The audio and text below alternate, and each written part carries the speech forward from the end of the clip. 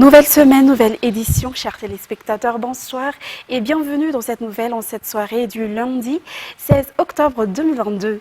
Tout de suite, à la une de l'actualité de ce jour, la population d'Antananarive a prouvé son amour pour le candidat numéro 3, Andradzwin, et devant des milliers de personnes qui ont ouvert avec lui la campagne électorale dans la capitale, le candidat Andradzwin a confirmé qu'en plus de poursuivre les travaux de développement déjà commencés et en cours d'exécution, il accordera une attention particulière au volet social de la population en aidant les nécessiteux et notamment les chômeurs durant les 5 prochaines années.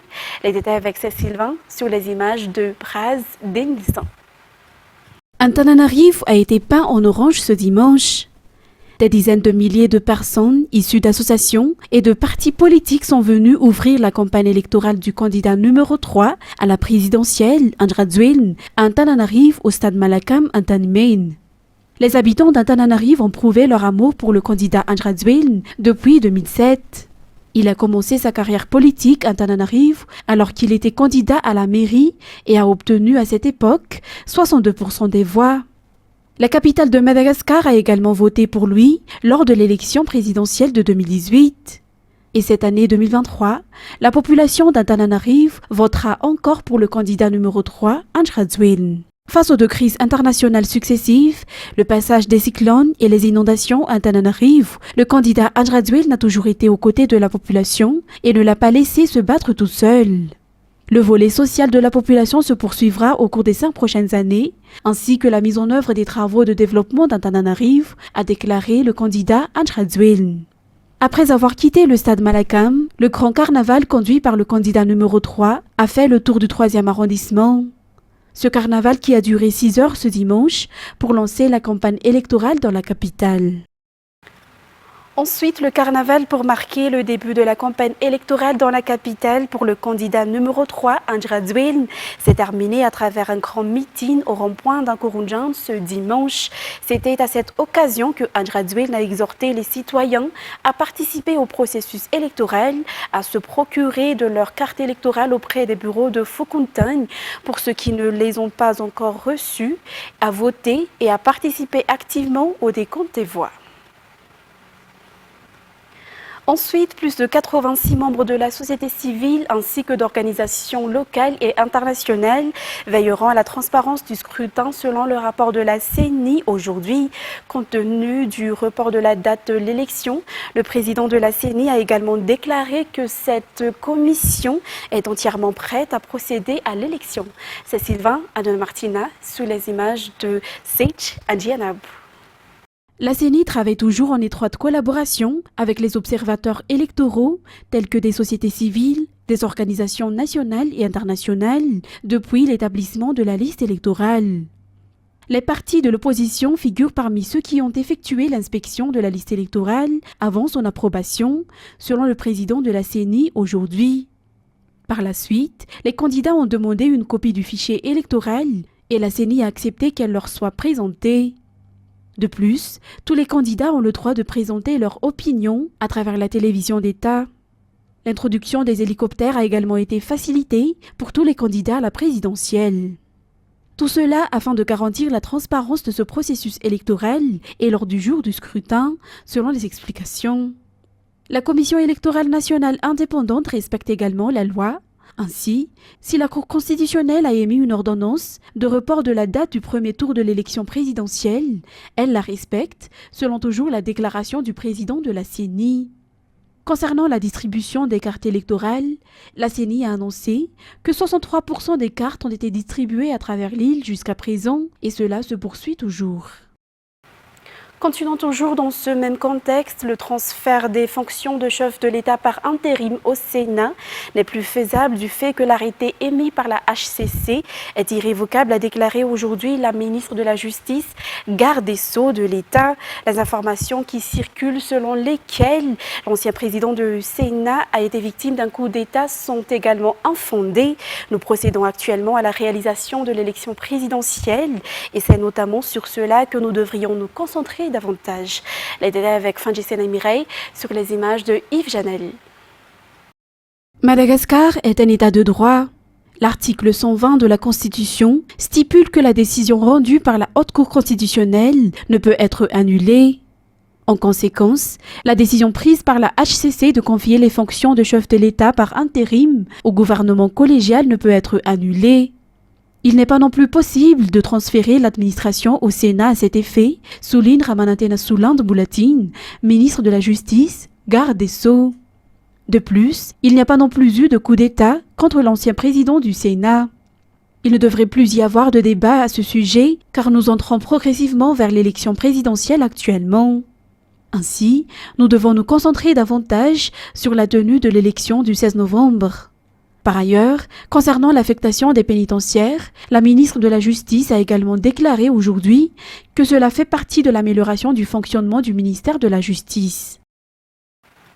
Dans un tout autre sujet, le président du Sénat, avec les forces de l'ordre, travaillant au sein de cette institution, ont effectué une course de cohésion ce matin.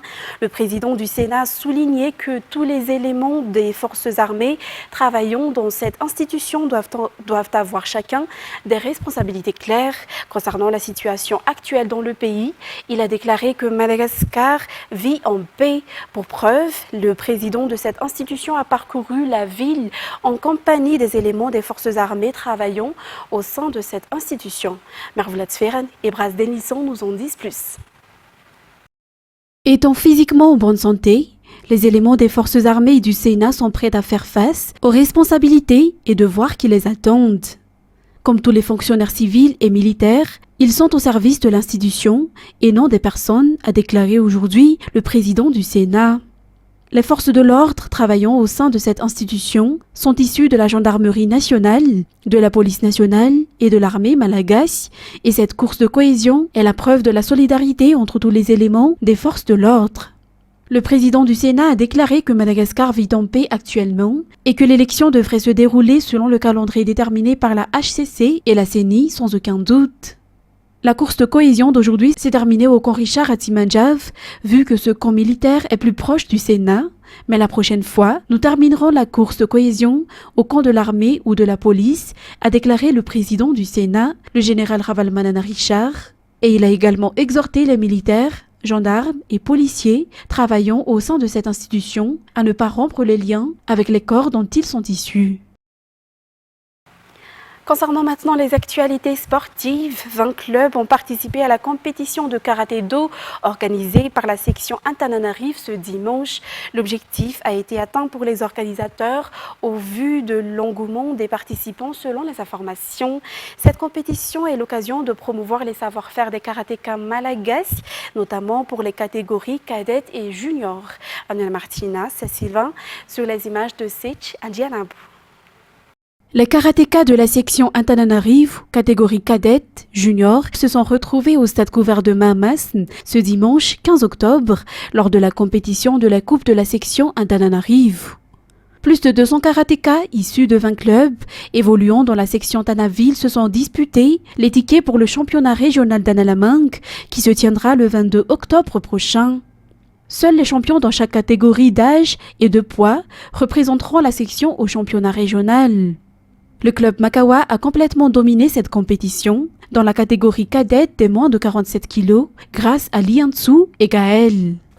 Ces dernières qui se sont affrontées en finale, Lianzu a remporté la victoire dans cette catégorie. Tous les logiciels d'arbitrage utilisés lors des Jeux des îles de l'Océan Indien dernier ont été utilisés au championnat de la section pour rehausser le niveau des combattants selon les informations. Passons à présent aux actualités internationales destination Israël. L'armée israélienne a affirmé lundi 16 octobre que 199 personnes avaient été capturées par le mouvement islamiste palestinien Hamas lors de l'attaque sanglante du 7 octobre d'après un bilan actualisé. France 24. Une famille franco-israélienne en panique dès que la sonnerie d'entrée retentit. La peur que l'on vienne leur annoncer la mort de Karine. Karine Journeau, 24 ans, portée disparue depuis l'assaut du Hamas lors du festival de musique. Est-elle otage? Est-elle encore vivante? A-t-elle été tuée? Cette question hante cette famille épuisée. Le père la grand-mère, la sœur de Karine. Aujourd'hui, c'est 10 jours qu'on ne sait pas rien du tout. Et on va mourir à cause de ça. Depuis hier soir, on pense rien qu'elle est morte. Hier soir, ils ont en effet reçu une nouvelle qui a quasiment détruit leur espoir. Depuis qu'on a appris officiellement que la personne avec qui elle était au festival a été tuée, depuis, je suis passée du côté de l'enfer. Une famille devant la télévision en permanence.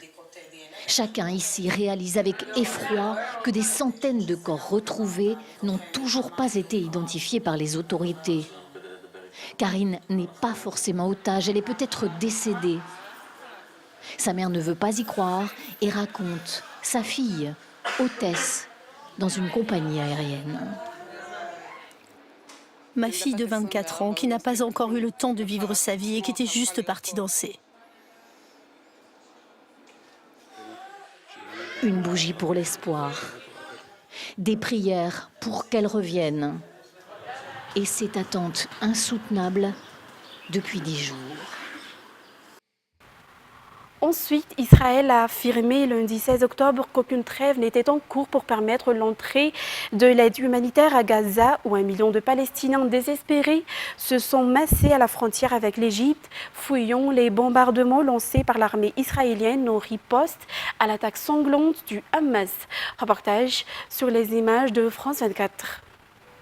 Passer un moment juste devant une position de l'armée israélienne, une position qui se trouve à environ 5 km de la bande de Gaza avant d'en être délogé pour des questions de sécurité. Alors là-bas, il y a des lance-missiles, il y a également des chars, il y a eu ces tirs d'artillerie, ces tirs d'obus qui ont été faits de façon quasi continue. Ça a duré environ 15-20 minutes. On pouvait donc entendre et voir ces obus partir de ces lance-missiles. Et puis on a entendu également au loin des tirs de mitrailleuses. Je vous le disais, ça a duré environ 15-20 minutes de façon continue, de façon intense. Et on voit depuis plusieurs jours ces positions israéliennes se confirmer à différents endroits non loin de la frontière avec la bande de Gaza. Depuis ce matin, nous avons entendu à plusieurs reprises également les sirènes résonner au loin pour avertir des tirs de roquettes sur Israël. Ça a également résonné dans les villes d'Ashkelon, mais aussi d'Ashdod. Et puis, ce que j'ai oublié de vous dire juste avant, évidemment, c'est que, bien sûr, à chaque fois que nous voyons ces tirs des lance-missiles israéliens, eh bien, nous les voyons après, nous découvrons ces champignons de fumée au loin qui arrivent sur la bande de Gaza, conséquence de ces tirs israéliens. On peut donc dire que depuis 4 jours, depuis que nous sommes là, nous voyons en effet toute cette intensification de l'activité militaire, puisque beaucoup de personnes ici attendent l'offensive terrestre israélienne.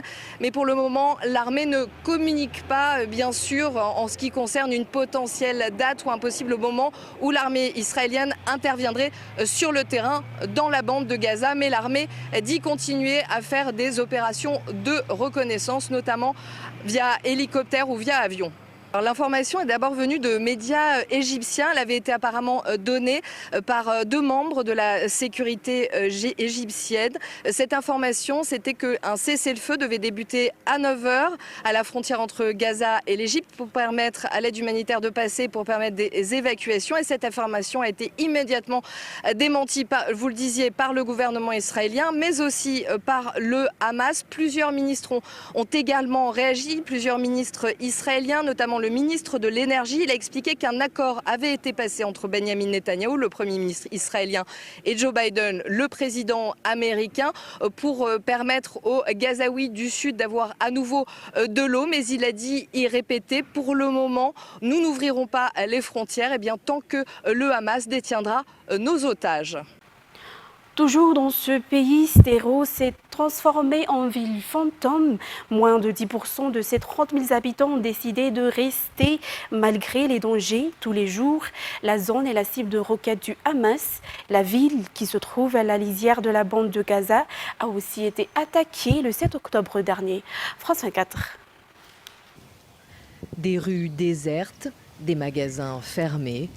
Sderot s'est transformé en ville fantôme. Sur 30 000 habitants, moins de 10% ont décidé de rester malgré le danger.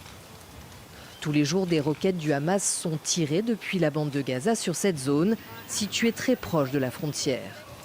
Le 7 octobre dernier, les assaillants ont attaqué la ville. J'ai une bombe lacrymogène au poivre. Et ça, c'est ce que j'ai pour me défendre. Mais s'ils ont une arme, ça ne m'aidera pas.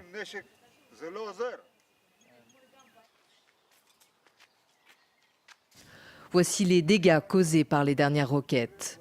Peu importe, Édouard ne partira pas. Il vit ici depuis plus de 20 ans et hors de question de laisser son père de 80 ans. L'essentiel pour lui, que sa femme et ses enfants soient désormais à l'abri. Quand les roquettes ont commencé à tomber, j'ai dit à mes enfants, dépêchez-vous, dépêchez-vous. Vite, vite, partez de Sderot. J'ai mis tout le monde dans la voiture pour qu'ils partent en dehors de la ville.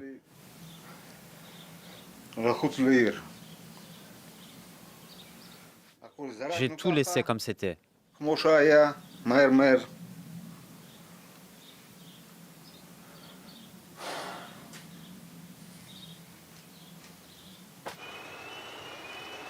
Dans la ville, l'horreur de l'attaque perpétrée par le Hamas est partout.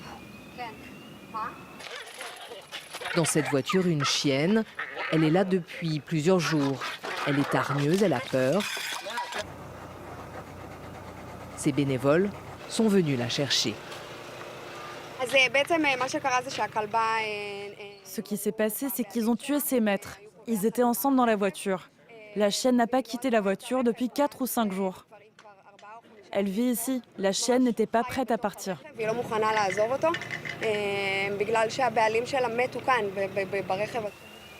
Ces bénévoles sont déterminés à aider le plus d'habitants possible. Ils reviendront dans les prochains jours pour continuer à évacuer ceux qui ne peuvent pas partir par leurs propres moyens, comme les invalides et les personnes âgées.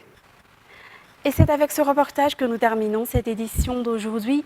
Nous vous remercions de l'avoir suivi jusqu'à son terme. Et tout de suite après, vous allez suivre la série Scandale. Quant à moi, je vous donne rendez-vous demain pour de nouvelles actualités. Au revoir à tous et à toutes.